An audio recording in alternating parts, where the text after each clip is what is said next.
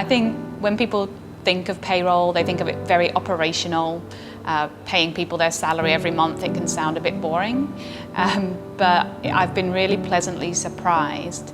Every day is different, every day is something new, whether it's setting up a new entity, firefighting, redesigning a process, implementing new technology systems.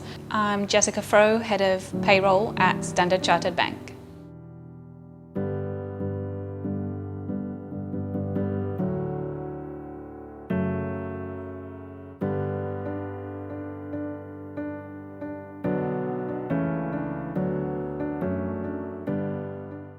Well, I started my career at KPMG and then into EY in tax. Moved to Singapore with Ernst & Young and joined Standard Chartered here in Singapore. First of all, I joined heading up the international mobility team before moving into a more traditional reward role and then into payroll just this year.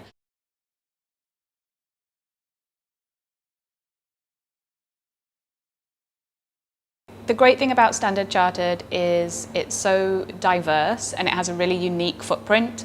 So although it's a British bank, I think of it more as an international bank. I mean, our biggest footprint is kind of Africa and Asia. And the other thing that I like about Standard Chartered is banks have a reputation, let's say, for being a bit more aggressive, a dog-eat-dog kind of world. But Standard Chartered would be, in my eyes, a nice bank. So they're very concerned about well-being, inclusiveness, and I think that's come out even more during the pandemic. I think you get to see a lot more depth when you move in-house. So when you're a consultant, you get to see, the surface of a lot of clients, but you don't necessarily get involved in, let's say, implementation or seeing things through. We've recently started a Future of Work project, and that really came about because of feedback from employees. So it's about helping people work more flexibly, whether that's time, location, where and when they work. So because of COVID, I've really seen the Future of Work project accelerate.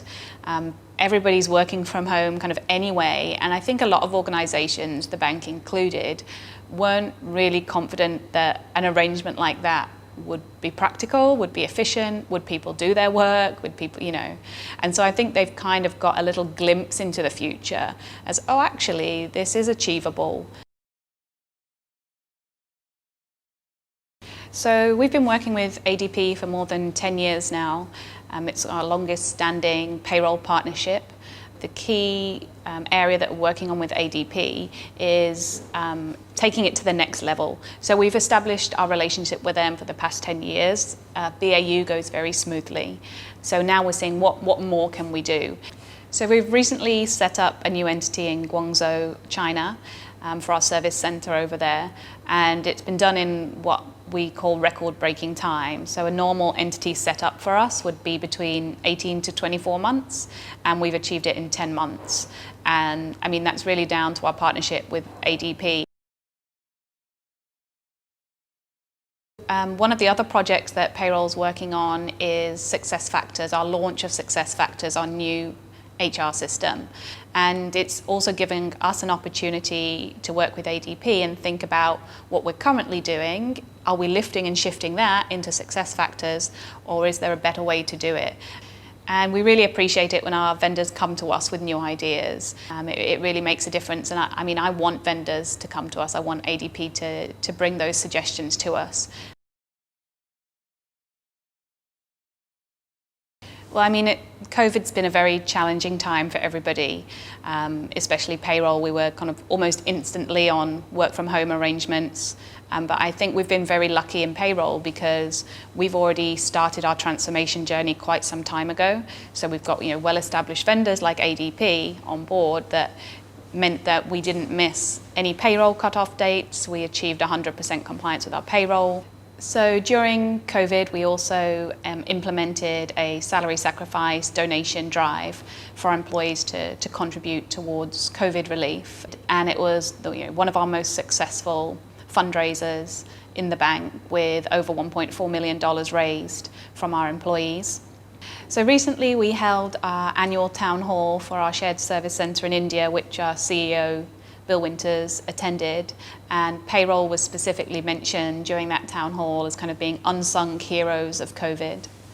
I think traditionally payroll doesn't get talked about that much. It's kind of expected, yes, we'll get paid, and this has made people realise that it's a really important function. Things are always changing. We never stop. We're never going to be done. So there's always kind of the next vision. We've launched our 2020 strategy, which really covers three main themes. One around digitalisation, so how we can use our data, payroll data, better. Look into artificial intelligence. And kind of a follow-on from that then is looking at our people and processes. So if our teams aren't going to be doing that manual work anymore, what value-add work would they be doing? So where do roles need to change? Where do we need to reskill? And then the final one around centralisation and risk management. So completing the transformation journey. I guess in the next 3 to 4 years, it's pretty ambitious, maybe a little longer term than that. What I'm really aiming for is what I call full automation. So, I mean, a lot of people think this exists today, that, payroll just press a button and the payroll runs and everyone gets paid. Unfortunately, that's not how it works for us at the moment.